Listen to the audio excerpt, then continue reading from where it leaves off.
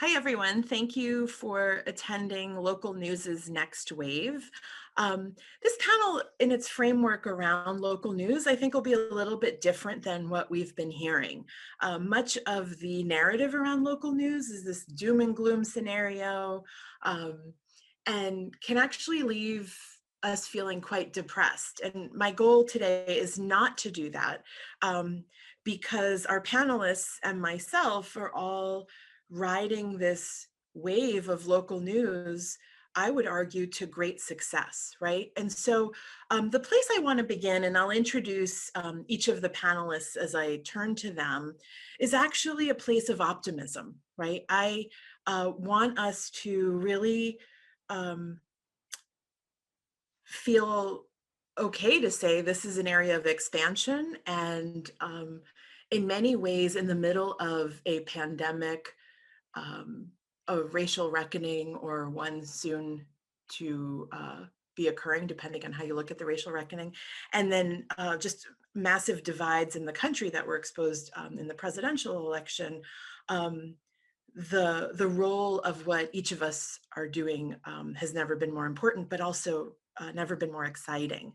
And so I want to begin with that acknowledgement.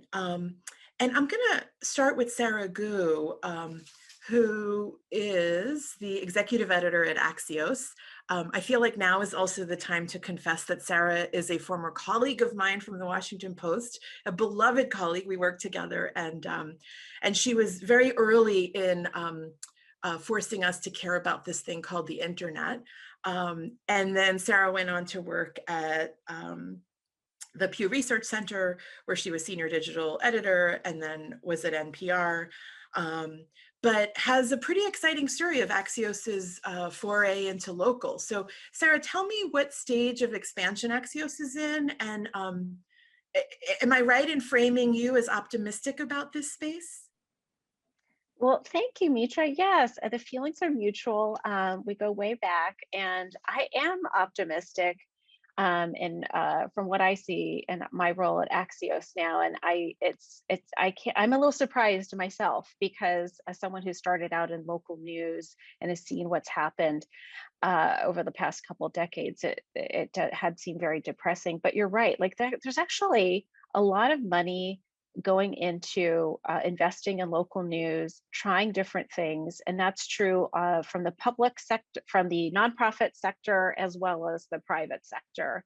Axios, from our perspective, we have just started this in 2021. We've launched in 5 local markets. And for those who aren't familiar with us, I mean, we started 4 years ago. We ourselves are just a startup. We started covering national news first for the first 4 years, and just in the last month decided to take this bet because we saw an opportunity. Why are we optimistic? Why am I optimistic? Because we're trying to do something differently. And I think that we see on the business side an opportunity for sponsorship, for advertising, a blend of both national and local advertisers that can support this. And then journalistically, we see an opportunity to meet the audience in a much more audience first way. For those who aren't familiar with us, we invented like just a whole new approach to delivering news via newsletter. So we assume that you're reading this on your phone every morning and starting a habit that way. We tell you how long it's going to take you to read it. We write in a style that makes it quick to read on a phone. And we hire local journalists who are very familiar with the communities they cover, and they're writing in a conversational way. It's like talking to a neighbor. Yet we're just going to tell you about the stories that really matter. So with that approach, it's very different from the one that I grew up in at a local newspaper. We tell you how many inches, and and I think it just is meant to be for the reality of this era. And I'm excited about it. We see a lot of expansion on the horizon into the rest of this year and beyond. And I know my colleagues on the panel here also are looking at expansion too. So it is exciting. So I am going to turn to one of those colleagues. I'm going to turn to Warren, because I don't have a history with Warren in the way that I do with Sarah and Elizabeth. So I'd love but Warren, I feel like I know I know you through your product. So Warren is the president of Patch. Um, he is also the author of a book title that like really try to beat this: Rammer, Jammer, Yellow Hammer, A Journey into the Heart of Fan Mania. You know, as someone who reads a lot of books, I haven't come upon a better title than that one. And he's a former reporter for the New York Times.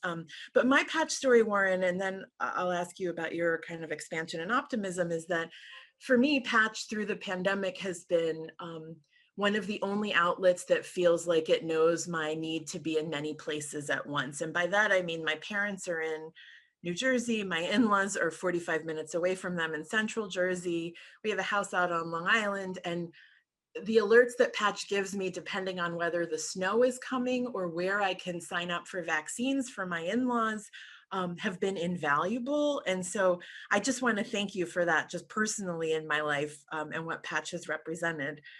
Did I steal any of your thunder and what you were going to tell me? No, keep going. I love it. No, so tell me, are you one of these optimists in local? So first of all, thank you for the nice words about the patch team. And absolutely, we are. So first of all, we're one of the most rewarding things about Patch is that we've been hiring reporters and adding reporters to our team pretty consistently for the last 4 years or so. Our newsroom now is close to 135, I believe, full-time editorial members. And we have big hiring plans this year. I think we plan to hire between 35 and 40 full-time reporters this year. We came out of a pretty radical experiment in journalism under AOL. We're the Patch 2.0, the turnaround team, a separate new company, and we had to remake our model. And I think what you hit on is that we learned early on that there is a very utilitarian component to local news. We say that when we're really doing our job well, you should feel like you have a friend on Main Street texting you the latest news. We put a premium on being fast. We never had a print component of Patch.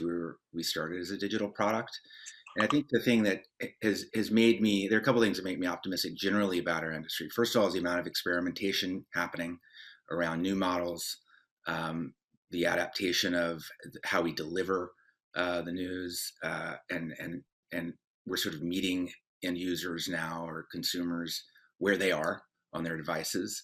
I think the need for trusted information has, and our collective cultural understanding of the difference between trusted information and just any information has really developed in a radical way in the last couple of years. And so the appreciation for trusted resources at the local level has really risen. And so I see innovation, I see a commitment among journalists, certainly to getting at the stories, but also a recognition among everyone really of the value of having someone nearby that you can count on telling you what's happening in your community. So it's the need has always been there. The question is, what's the economic model behind that? And I think we're now in a mode where we're all sort of catching up to that. And I think we're seeing innovation and opportunity in local. In my view, it's the most exciting time to be in local news, maybe in 50 years. And I just want to underscore something you said so people don't lose it. How many reporters are you hiring? Between 35 and 40 this year. We also built a sort of a SaaS platform, which is our kind of, the easiest way to explain it in this context is it's sort of a Substack for local news, where a local reporter can start his or her own local news publishing business under their own brand with their own URL and use our tools for CMS, monetization. We have membership. We have all the billing back-end stuff that anyone would need to run a business. But we've also really worked hard on the educational module so that if you have a journalist who's really good at local coverage, but maybe doesn't know how to sell an ad or bring on a local sales partner, we try to help them along. So there are these other avenues that we've worked on through our sort of innovation wing at Patch to just create more opportunities for more people to just create sustainable models of local news on their own terms, not just on Patch under the Patch brand. So I want to pull Elizabeth into this. Elizabeth Green is the CEO and co-founder of Chalkbeat. She's also the co-founder and board chair of the American Journalism Project. She's also, which we'll talk about in a moment, but is also a longtime friend of mine and fellow participant in the Spencer Fellowship at Columbia University, and was in a class before me, but was like legendary for a piece that everyone should read in the New York Times Magazine, which was subsequently turned into the book Building a Better Teacher, which not just every education reporter should read, but anyone in journalism or anyone sending their children into schools. So basically everyone should read this book. And Elizabeth, you're the first venture philanthropy firm dedicated to local news. So as I ask you about expansion, I also wonder if it might be worth defining what we mean by venture philanthropy, because the term itself connotes expansion and optimism around local, I believe. Thank you for that awesome introduction, Mitra. It's so good to be on a panel with all of you and moderated by the legendary Mitra Kalita. So great to see you guys.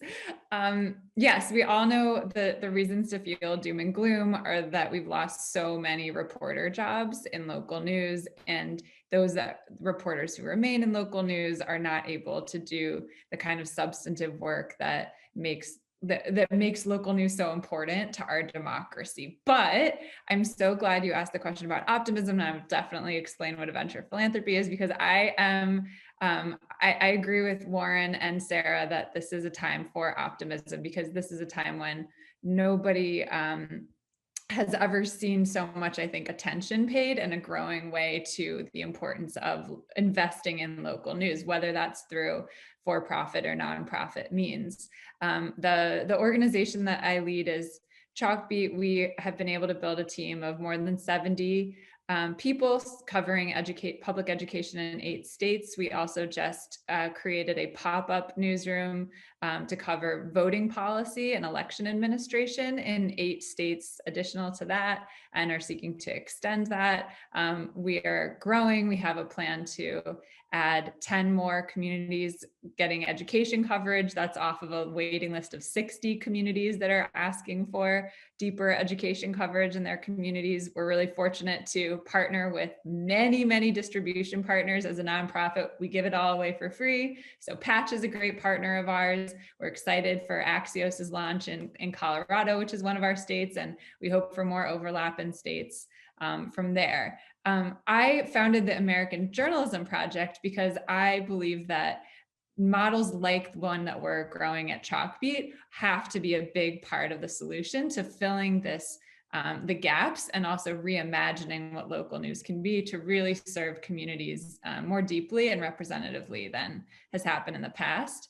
To build a thriving nonprofit sector requires building a movement to get more people involved in philanthropy. Without philanthropy, we can't do this, but there is more than enough philanthropy to attract. And so venture philanthropy is an approach that aggregates capital and helps invest it back in institutions that are growing. And so that's what the American Journalism Project is doing, is trying to just be the force for growth in the nonprofit local news sector. Not to say that nonprofit is the only model, of course it's not, but it has to be a substantial part of what we do, because we no longer can wait for the market to support local news. It just won't do it all alone. There's a lot more that we need to do. And so that's what venture philanthropy is, and that's why I'm optimistic, Mitra. And I do think this interplay between nonprofit and for-profit, both in our model. So, just 2 weeks ago, I announced the creation of URL Media, which is a network of Black and Brown community outlets around the country. Although you can't be Black and Brown and not be global, so many of them have tentacles into the rest of the world. But it is pretty evenly divided between nonprofit and for-profit, with the belief that we need each other, right? And that is baked into the mission of our company. I also share that because I want to pivot us a bit to how the pandemic has changed everything. And so I'm not only the founder of this organization, I'm also a network member. A newsletter that we founded here in Queens called Epicenter was literally born out of Queens being among the hardest hit places in the world by COVID, feeling like the government response was inadequate, and really turning to our neighbors to both get information, but provide information, right? Like, we are one of those classic businesses where, hopefully 5 years from now, we will reflect on this as our birth story, and fundamental to how we want to do business, in terms of feeling like journalism needs to provide more than just content to users. And so, just as an example, this week, we didn't intend to do this, but we've now registered more than 70 readers for vaccines. We did not intend to do this, but that's a need of the community. And it felt really irresponsible to be in digital journalism and have the access that our whole team does on the internet, and the ability to hit refresh, refresh, refresh, and get people vaccinated. And so that's just an example of kind of how the pandemic is even changing business models. I just wonder if any of you, and whoever really kind of this resonates with, can jump in here, feel fundamentally altered by this year that we've been through. Yeah, I can start, Mitra. I feel like the kind of movement that had been mounting to think more about service journalism, not as something to be ashamed of doing, but really something to put at the forefront, was just made so clear by the pandemic. And so we created maps to, schools are the source of food for some school buildings, are the source of meals for millions of families across our country, and people didn't know where to get food. So we created maps to show families how to get the food, and we used SMS tools so that those who couldn't open the map on their phone, because some of us can't, could text and say, this is my address, where is the nearest food distribution site during the pandemic. And that's just one example of, I think, very similar to your experience, Mitra, of how we can expand our imaginations about what journalism can be. I love that, Elizabeth. And I'd add to that, like, we've all reported and read about how, forces that were already in motion to change various parts of our economy have accelerated in the pandemic. And that's certainly true for news. And I see, like, kind of, there's two things, right? There's the business need for, us to think differently about how we deliver the news and make it relevant and make it fit into people's habit in a way that they're living their lives now, which is more online and, more podcasts and more in your ears and more streaming. But also, like you've all talked about, like, I hope and I think that it's also to readers, to everybody, like, or whoever's consuming news, made their local communities so much more important to them and precious to them, and that we need information as simple as and important as, like, life-saving as, how do I get a vaccine, and other topics like voting and how do I vote are, driving where we should be, meeting people with their information needs. And what stores are open, what businesses are closing, those are essential questions. So I really think this is a great moment for the case of local news being even more essential to people's lives. And also, I'd add, like, they want it from people, I think all of us have in common, we're giving it to our readers from people they trust, they feel like they kind of know in some way. And at a time when there's so little trust in the media, I think that people always seem to make an exception for local news, because they are people that they know or feel they know better. I would agree with what Sarah just said. And I think even though this is a global pandemic, it plays out locally, whether it's just the spread of the virus, the impact of the virus on your local hospital, on your local economy, schools, the elections. That was also the case with the Black Lives Matter protests over the summer. And all of this was happening at a time when people were more or less confined to their homes and had lots of time. They had a great need for information. They needed information they could trust, and then they had time to actually engage with it. And I think a thing that we see that has happened is that many users have formed new habits during this period. Patch added something like 1 million email subscribers organically through people coming to the site to look for information about their town. But we're seeing that those users are sticking around because they've had this chance to appreciate maybe anew the value of somewhat high velocity local information.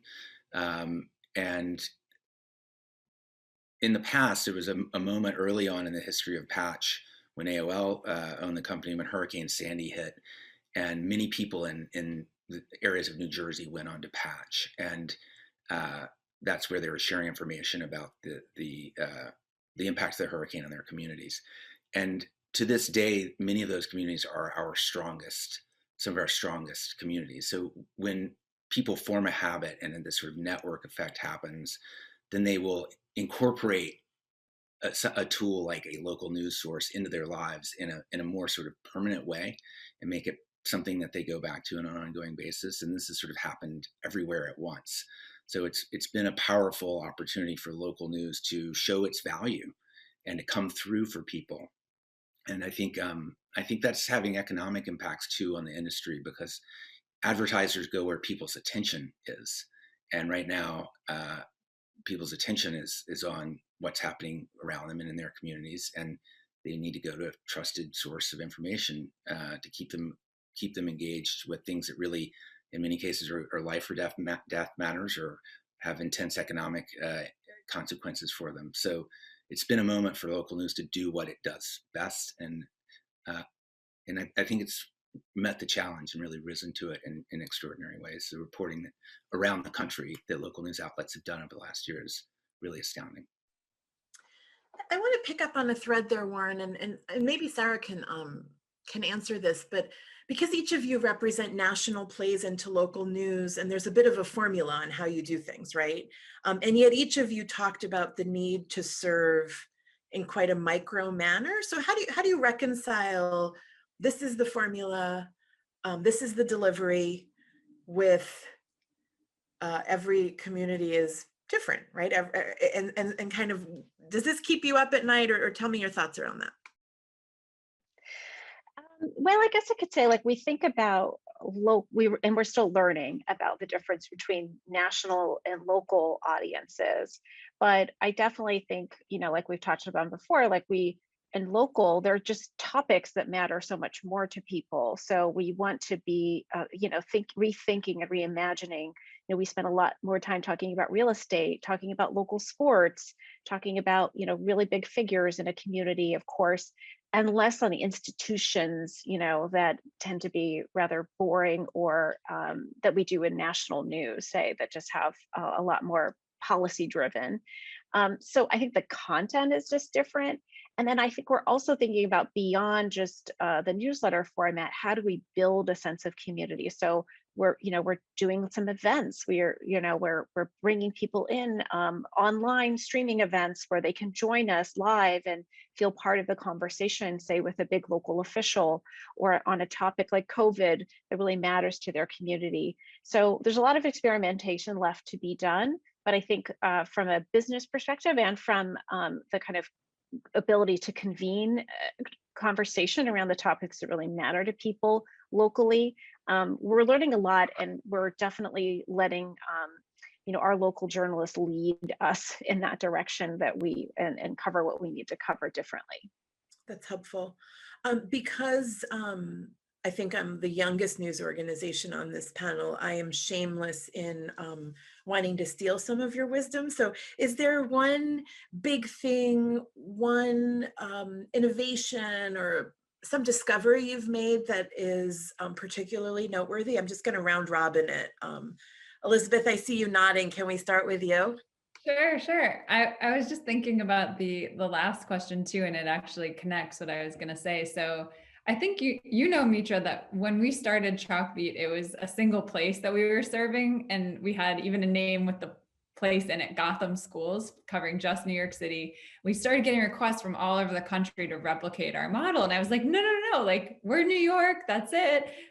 I don't know these other places, but what we actually found is that, I mean, if you think about it, information is global now. It is global. We're all not just community residents of our neighborhoods and our states and our districts, but we're also like consuming information about the whole world all at once. And so we've actually found that for our readers, there's power in being part of a network. So that if you're reading Chalkbeat Colorado, chances are you used to be a teacher in New York City and you grew up in Newark, and you're interested in what's happening in Philadelphia because it has ramifications for a debate that's going on in Denver where you teach. And so the crossing of local and local communities together is actually a really powerful opportunity we have as we're reshaping local news to meet people as they are and how we actually think and operate today. That's great. Warren? Yeah, I would just say I'm going to connect this question to your last one as well. What we've tried to do, so our view is, the best local reporting is going to come from local reporters, people connected to the communities.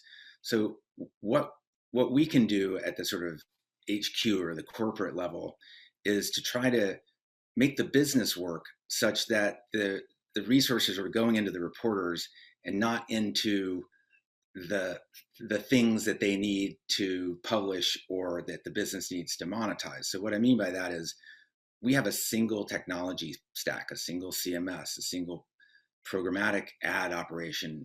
Everything is sort of centralized on the technology side. So we're in 1,200 communities. We don't have to do that 1,200 times. We do that one time, and it creates a great deal of efficiency so that we can spend our resources on adding to local coverage. And with our business, whenever we do that, whenever we go into new communities, we're adding new users. You're not on patch unless we're covering your community. So when we go to a new community, we bring new people on board. In this context where the machine behind it, is really lean and efficient. And so the resources get to go to additional coverage. And I think that's something we're always looking for opportunities to do that. And it's something as simple as, if you change the color of an email subscribe button and it gets more conversions and you get more signups. Well, we do that one time or test it in one place and it replicates across the entire network. Same with an integration with Alexa, for example. We have an integration with the Alexa device. And so we create a single feed and we replicate it for each community. And now anyone with an Alexa can go on and include patch in their flash briefing. So there are just these efficiencies that we get that allow us to function as a business such that we can keep hiring reporters and doing the thing we want to do. And we've sort of adopted the Walt Disney line that he said, I don't make movies to make money. I make money to make movies. That's us for local news. When we generate the revenue, we grow our newsroom, and we've been doing that consistently for 4 years, and we have a long way to go. But I think that's something we've really looked for, is where are the efficiencies such that we can put the resources where they really add value, and where you have to have people, and there are no shortcuts. Sarah, thoughts on the big thing? Yeah, so I love the one big thing. It's an Axios thing. Mine is simple, which is we have to be essential to people's lives. And if we don't do that right away, when you sign up for our free newsletter, we failed. And we have to find a way to be essential to people's daily habit. And that means all the things we've talked about, covering the things that matter to people, being part of the conversation, being conversational, and ourselves being real people, real journalists, who and not being too strict in covering just the institutions, but like covering other things that bring us joy to a community is also a thing to delight readers, as well as make sure that we're interesting and essential. So that's my one big thing. That's helpful. And it sort of, I think, allows us to round this out with my last question or thought that I'd love you all to weigh in on, which is So we began with optimism.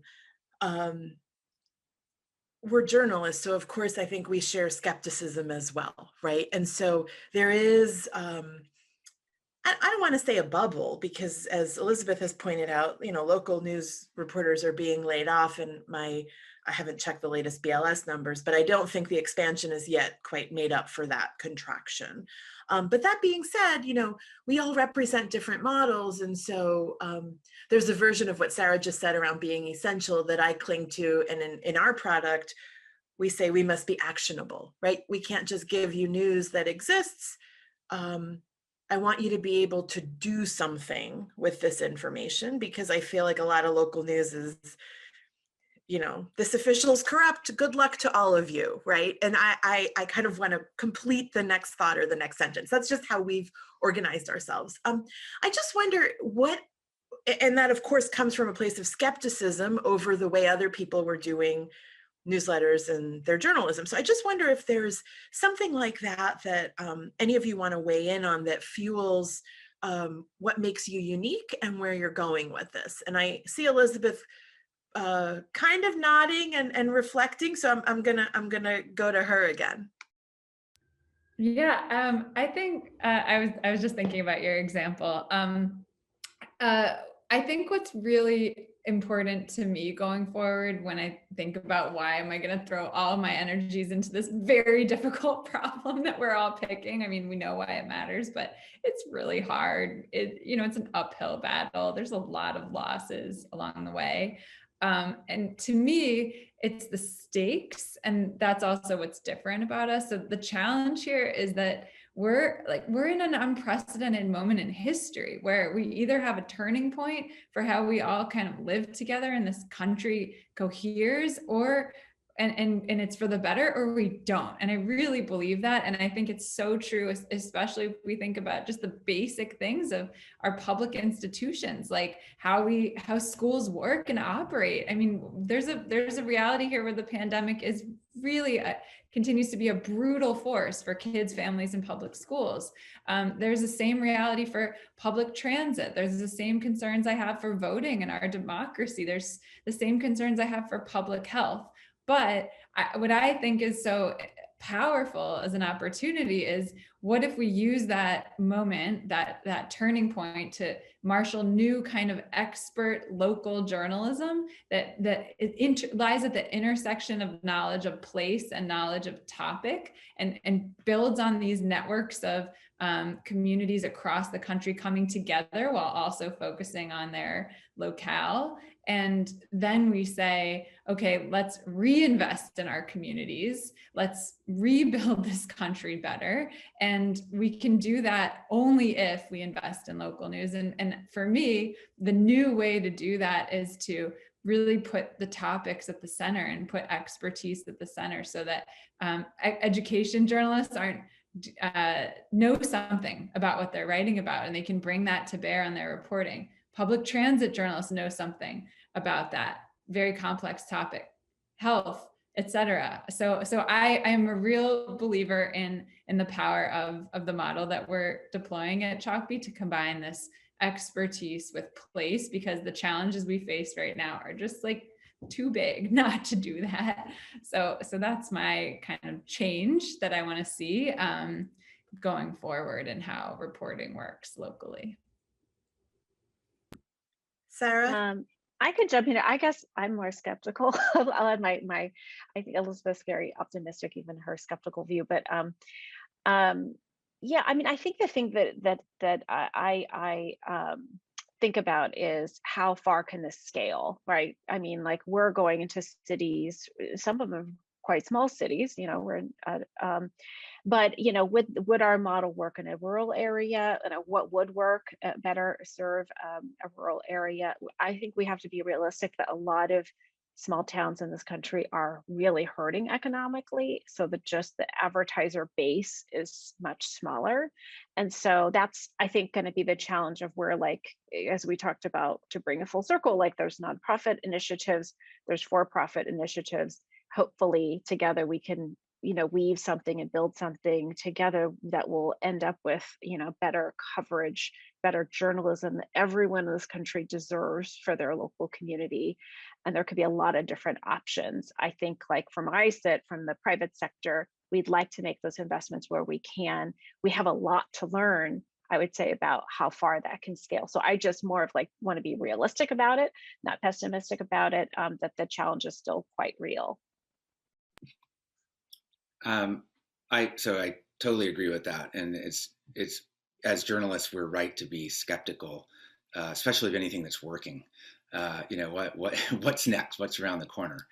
Um, I'm fundamentally way more optimistic, nevertheless, and the reason is because of I think a big change that has occurred in just the mindset of journalists and people committed to journalism.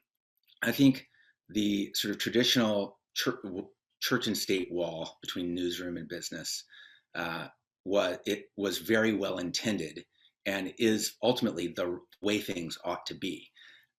However, I think it trained journalists over decades to think that the business problem was somebody else's problem, that all they had to do was the writing and reporting, and everything else would be taken care of by some other people who hopefully and presumably were pretty smart and pretty good at that.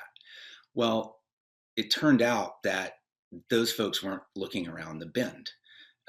They got complacent because they had sort of monopolies on metropolitan areas because of the way newsprint was, newspapers were printed and distributed.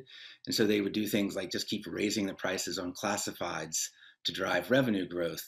And that was their business model, make things more expensive. And then it got to some sort of breaking point where Craigslist came along and said, oh, no, those will be free. And this complacent model fell apart. So I think the journalism world today understands that you can't outsource the quest for sustainability. It has to come from journalists themselves and people who are passionate about journalism. At the same time, because of advances in technology, it has never been easier to launch some entrepreneurial effort. Whether you're a solo creator model or a nonprofit or a Patch or an Axios, and many other, there's so many interesting variations on all these models. So you have people who are smart and committed with new capabilities and a deeper understanding of their own control over their own destiny and the mandate that they actually need to get involved. And so if I have a single word for the younger journalists out there, it would be, take control of the business problem, the sustainability problem, and don't expect someone to solve that for you. If we care about journalism, it's up to us to solve it. That's our problem. And to the extent that we take responsibility for that, I think we open up opportunities for ourselves. And for that reason, and that's happening everywhere right now. And I think that's particularly exciting for someone who's old enough to have come from that older model and has lived through the change. And what I see happening now is just super exciting.